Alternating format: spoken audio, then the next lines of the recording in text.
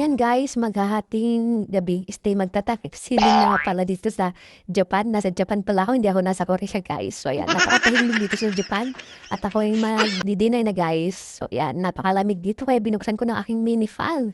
Ganyan lang kalit guys kasi mahal ang kuryente dito sa Japan na ako'y nagtitipid. So ayan, kakain na nga ako dyan at hindi ko alam paano gumamit ng chopstick. Kaya naman ako'y nagkutsara lang.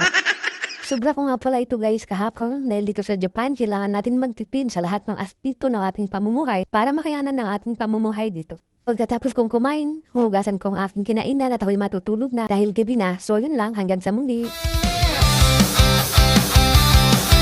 Humayo ka, kaibigan, maglakbay kung saan